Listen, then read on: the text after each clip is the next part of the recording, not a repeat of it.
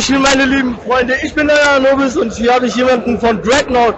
Wer Dreadnought nicht kennt, das ist das Raumschiff-Schlacht Unreal Tournament FPS Game, was im Moment die Runde macht. Also man vergleicht es jedenfalls mit Unreal Tournament. Ich habe ein paar Runden gespielt und ich muss sagen, es hat doch diverse Unterschiede. Erstmal hallo. Hallo, hi. Und er wird uns jetzt auf jeden Fall ein paar Dinge zu Dreadnought sagen.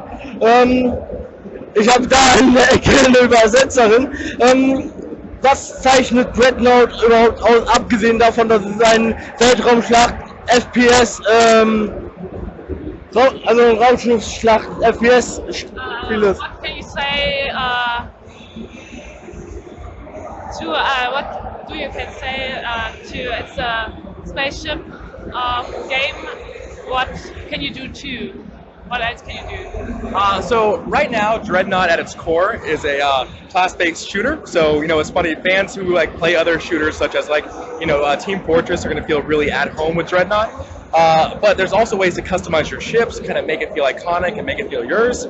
And so that's really kind of what we want to focus on, is your team, your ship, and your victory. So your ship, of course, and if you're a sci-fi fan out there, maybe the Millennium Falcon is very dear to Han Solo, and the Firefly is very dear to Malcolm. But we also want to get that kind of feeling, so to speak, of you having your ship, you finding a class that really suits your needs, and then really kind of making that iconic playstyle yours. And then past that, though, you're going to work with your teammates, kind of go past the objective. And we actually announced at Gamescom that we're working with a new game mode called Onslaught, where it's 8v8. So on the show floor, people have 5v5, but we're actually kind of showing it off for the first time, 8v8. So it's kind of a little bit more hectic, a little bit more crazy, but it's going to be really exciting. Okay, jetzt die Übersetzerin. Also auf jeden Fall, man spielt in Teams auf jeden Fall gegeneinander, das ist wichtig. Also du hast ein Team, mit dem du zusammenarbeiten musst, um den Gegner zu schlagen. Dann kannst du auch immer, wenn du höher steigst, also wenn du gewinnst und dann kriegst du bessere Waffen, es ist dafür da, sozusagen sein Schiff zu verbessern und immer weiter aufzusteigen. Okay, also Level-System haben wir, Upgrades haben wir, wie viele verschiedene Schiffe wird es geben und wie sieht es aus mit den verschiedenen Maps beziehungsweise Stages? How much different ships or stages or maps do you have?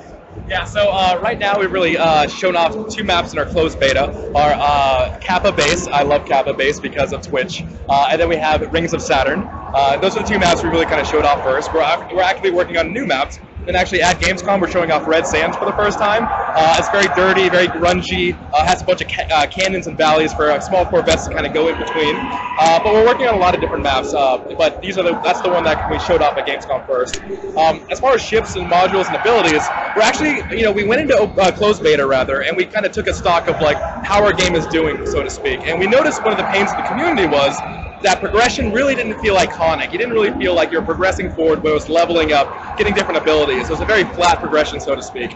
So we took a step back, we said, hey, what does our game need right now? What are the players complaining about? And really kind of figured progression is one of those iconic things in our game that needs to be worked on. So we worked really hard in the back end. We took the data that we had from our community, and we're now going to be releasing Progression 2.0 coming in the fall of 2016, and that is going to be a huge revamp as far as our game goes. It's going to make your captain feeling of being able to choose different ships and kind of progress down it, work on your ships, get stronger abilities for your different ships. And so where we only have 15 ships right now, when Progression 2.0 hits, it's going to be 50 ships. So we're incrementally increasing the number huge, so it's going to be a really, really good update.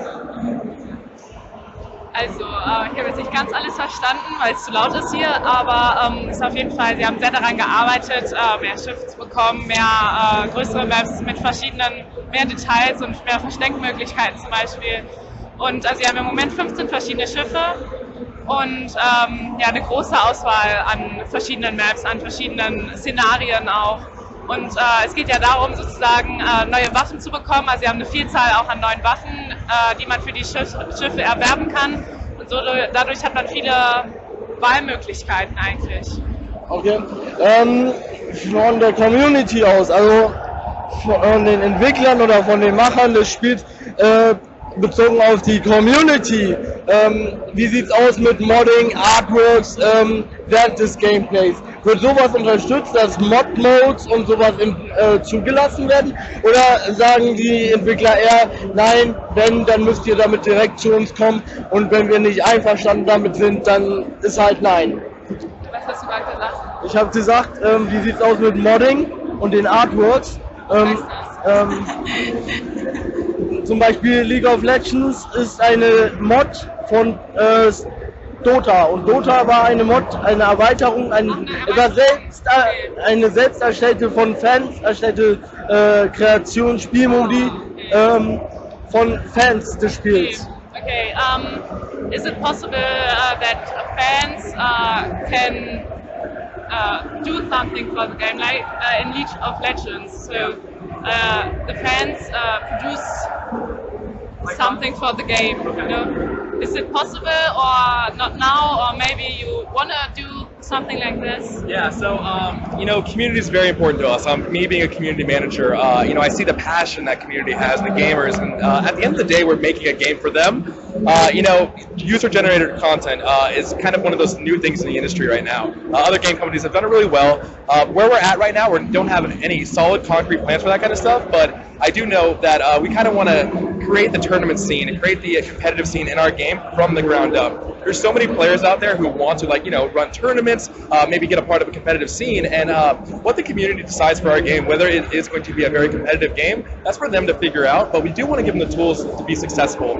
So if we can give people decals that signify, hey, this is season 1 of Alpha Strike Tournament, a community run event, we want to work with our community members to kind of generate that content for them. We can identify, hey, we have the artist, we have the artwork, but what can we do to make that kind of a symbiotic relationship, so to speak? And so when it comes to user-generated content, the sky's the limit, so to speak. Once we get over this update, we'll definitely kind of go back and be like, hey, what can we do for you guys, the community? Okay, ja, auf jeden Fall, die Fans und die Community ist für die Spielmacher sehr, sehr wichtig. Und wir haben auch schon eine Großzahl an Tester. Also es gibt ja die Beta-Version und die Alpha-Version im Moment. Es sind viele Tester, die sozusagen auch Feedback geben. Die geben Feedback und die versuchen das mit einzubauen in ihre weitere Produktion. Also sie versuchen sozusagen die Ideen und die Verbesserungsvorschläge mit in den kreativen Prozess oder in den Prozess des Spiels mit einzubinden. Okay. Jetzt habe ich noch 2 Fragen. Erste, wird das Spiel kostenpflichtig oder wird es ein Vollpreistitel? Und zweitens, wie sieht es mit den Spielmodi aus? Wird es nur einen Spielmodi geben oder wird es verschiedene Spielmodis geben? Also Spielmodi, was meinst du damit? Zum Beispiel Punkte einnehmen oder einfach nur Team Deathmatch. Also okay. First question, is it, do you want that does it cost for something for the one, do you have to buy it? Do you have to buy it, or is it for less or later?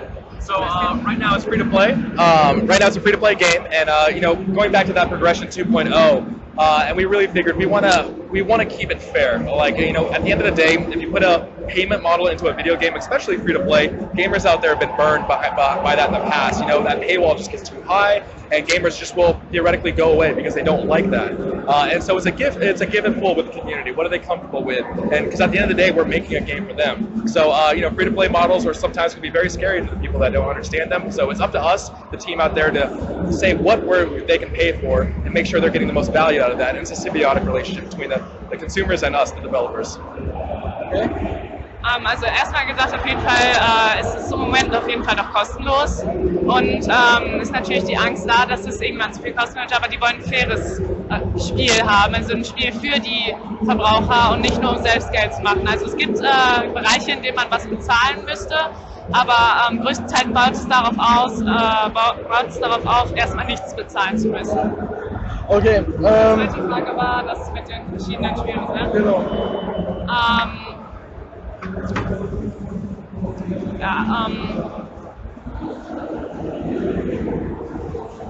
Tja. Ich weiß nicht. What is with game modis coming to team deathmatch or animal capture the flag or free for all? What is with the another game modus? Yeah, so right now we only have team deathmatch and team elimination, but we are going to be working on Onslaught. Onslaught we just showed off to the community, and that's really a bit more PvE. It has like those minions coming on and that objective mode. And so, you know, our community's been very vocal about a game mode such as capture the flag, territory modes, and that makes sense very much for a game like ours. But so Onslaught is, you know, we're bringing that to the community. We're seeing how that kind of plays out. What do they like about it? What they don't like about it? Because at the end of the day, the community sentiment is something that we take very, very seriously. So, you know, we may develop a little bit slower compared to other studios, but we want to make sure our community is with us every step of the way. So it's a push and pull trade-off, so to speak. But we're going to be, you know, talking about new game maps, new modes, and we're actively working on that. What makes sense, but you know, every step of the way, take the community and what they say. Okay. Hast du nichts zugehört? Ich habe größtenteils ist es zu laut, ich verstehe nicht ungefähr die Hälfte. Du musst ja einfach nachher nochmal vielleicht jemanden suchen, der das übernehmen kann. Ansonsten Ja, wie gesagt, ich verstehe nicht die Hälfte, weil es einfach zu laut ist. ist ja nicht so schlimm, also ich habe auch einen Teil davon verstanden. Also es wird auf jeden Fall verschiedene Spielmodis geben, aber eben halt habe ich leider nicht wirklich verstanden. Also ihr könnt mir ja mal in die Kommentare schreiben, was er jetzt genau gesagt hat. My English is too broken and I understand not complete. Yeah. And my translate is... Sure. Ist aber nicht schlimm, Leute, ihr könnt es mir ja in die Kommentare schreiben und ich denke mal, ihr habt den Herrn ja bestimmt verstanden, weil in my community have user with better English onto me. Okay, meine lieben Freunde, ich bin euer Anubis, wir sehen uns beim nächsten Mal, ich bin raus.